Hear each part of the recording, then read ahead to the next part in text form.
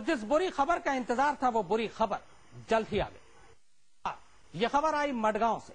एक टैक्सी और एक और धमाका, यानी मुंबई पर एक साथ हमले हो रहे थे। एक सरेआम गोलियां बरसाकर, दूसरा हथगोले फेंककर और तीसरा धमाके करके। आतंकवादियों की यह बिल्कुल बदली हुई चाल थी। जगह मडगांव, वक्त 10:35।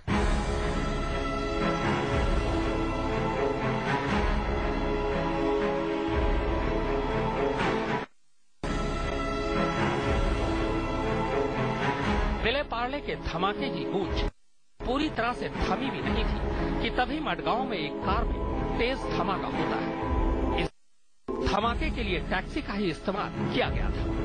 मडगांव के नजदीक डॉकयार्ड से ये टैक्सी 2 मुसाफिरों को लेकर चली थी। अब ये टैक्सी रास्ते में ही थी कि तभी की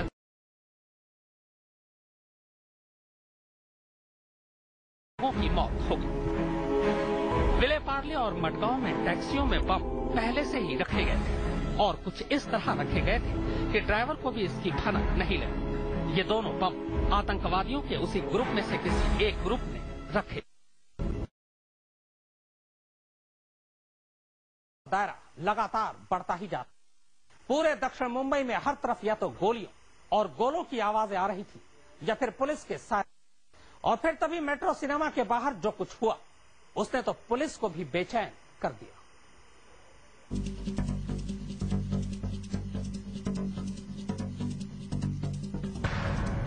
जगह मेट्रो सिनेमा हॉल, वक्त 10:45। पुलिस कंट्रोल रूम की घंटी फिर खनखनाती। फिर एक बुरी खबर। मेट्रो सिनेमा हॉल के बाहर कुछ लोग अंधाधुंध गोली बरसा रहे थे। मेट्रो के बाहर भी 2 लोग थे। दोनों के हाथों में AK-56 राइफल। दोनों यहाँ भी एक टैक्सी से उतरे और अंधाधुंध भीड़ पर गोलियां बरसानी शुरू कर। लेकिन इस बार गोलियां बरसाने के बाद उन्हें वापस टैक्सी तक पहुंचने का मौका नहीं मिला। आतंकवादियों ने अफरा तफरी के माहौल का फायदा उठाकर पुलिस की ही एक जिप्सी पर कब्जा कर लिया और फिर उसी जिप्सी में बैठकर ताबड़तोड़ गोलियां चलाते हुए भाग निकले।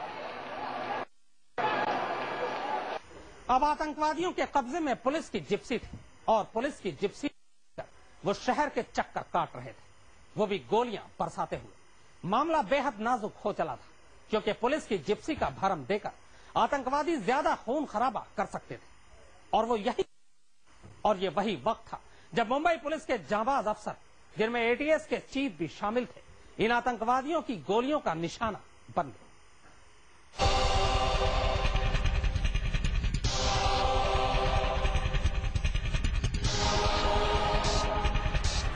जगह कामा अस्पताल, वक्त 11:15 बजे। मेट्रो सिनेमा से पुलिस की जिप्सी में निकलने के बाद दोनों हमलावर रास्ते में जब तब गोलियां बरसाते हुए कामा अस्पताल पहुंचते और वहां भी अचानक फायरिंग शुरू कर देते। तब तक पुलिस को भी यह खबर मिल चुकी थी कि 2 आतंकवादी पुलिस जिप्सी पर कब्जा कर कामा अस्पताल की तरफ गए। पुलिस को अंदेशा था कि कहीं वो अस्पताल में घुसकर मरीजों को बंधक न बना ले। लिहाजा खबर मिलते ही मुंबई पुलिस के सबसे तेज अफसरों से लैस ATS की टीम कामा अस्पताल का रुख करती है। इस टीम की अगुवाई खुद ATS चीफ हेमंत करकरे कर रहे थे और उनके साथ थे एनकाउंटर एसपी विजय सालस्कर, DIG अशोक कामते और एक कांस्टेबल। ये चारों सालस्कर के ड्राइवर के साथ उन्हीं की क्वालिस गाड़ी में कामा अस्पताल पहुंचते हैं। लेकिन वहां पहुंचने के बाद जैसे ही 5 गाड़ी से नीचे उतरते हैं, अचानक पीछे से वही गाड़ी आती है जिसे आतंकवादियों ने अपने कब्जे में। इसके बाद उसमें सवार दोनों आतंकवादी AK-56 राइफल से उन पर हमला कर देते हैं। इसी गोलीबारी में करकरे, सालस्कर और कामते समेत उनके ड्राइवर और कांस्टेबल की हो जाती है। पुलिस टीम पर हमला करने के बाद दोनों आतंकवादी पुलिस की ही जिप्सी में कामा अस्पताल से भागते हैं। अब उनका रुख मंत्रालय की तरफ था। अंधाधुंध फायरिंग कर बस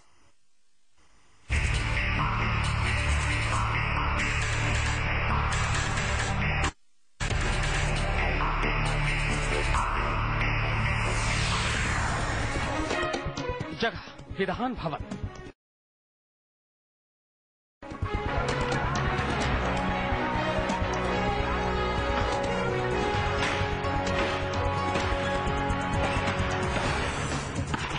पुलिस जिप्सी में सवार दोनों आतंकवादी कामा अस्पताल से नरीमन पॉइंट पहुंचते हैं। इस दौरान वो जहां से गुजरे गोलियां बरसाते गुजरे।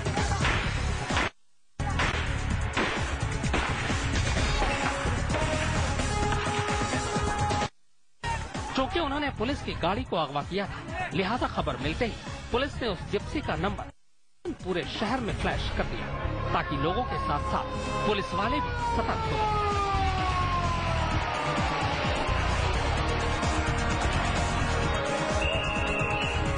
नंबर फ्लैश होने के बाद पूरे रास्ते की नाकेबंदी कर दी गई। आतंकवादियों को शायद इसकी भनक लगी, लिहाजा कामा अस्पताल से नरीमन पॉइंट पहुंचकर दोनों ने पुलिस की जिप्सी छोड़ दी और एक स्कोडा कार को अगवा कर उसमें सवार हो गए। इसके बाद उन्होंने कार विधान मंडल की तरफ, मंत्रालय के नजदीक पुलिस की नाकेबंदी थी, लिहाजा जब उन्हें रुकने को कहा गया तो दोनों आतंकवादी पुलिस टीम पर गोलियां बरसाने लगे। इस गोलीबारी में 3 पुलिस वाले घायल हो गए। मंत्रालय से गोलियां बरसाते हुए दोनों आतंकवादी नरीमन पॉइंट के रास्ते हर बैरिकेड्स को तोड़ते हुए गिरगांव चौपाटी तक पहुंच जाते हैं। लेकिन चौपाटी पर कुछ इस तरह नाकेबंदी की गई थी कि वो चाहकर भी गाड़ी तेजी से भगा नहीं सकते थे, लिहाजा पहली बार दोनों वहीं फंस गए।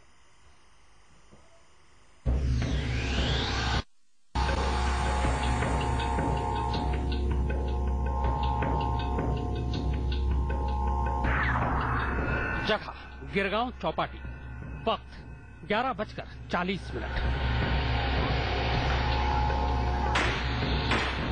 पुलिस जिप्सी पर आतंकवादी के सवार होने की खबर शहर में आग की तरह फैल गई।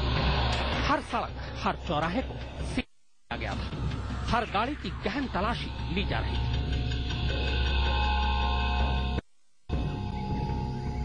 और ठीक उसी वक्त गिरगांव चौपाटी के पास एक स्कोडा कार आती है। पुलिस उसे रोकने की कोशिश करती है, लेकिन कार बैरिकेड्स को तोड़कर पुलिस पर गोलियां चलानी शुरू कर देती है। जवाब में पुलिस की तरफ से भी गोलियां चलाई जाती है। जवाबी कार्रवाई में एक आतंकवादी मौके पर ही मारा जाता है, जबकि दूसरा पुलिस के हत्थे चढ़ जाता है और इस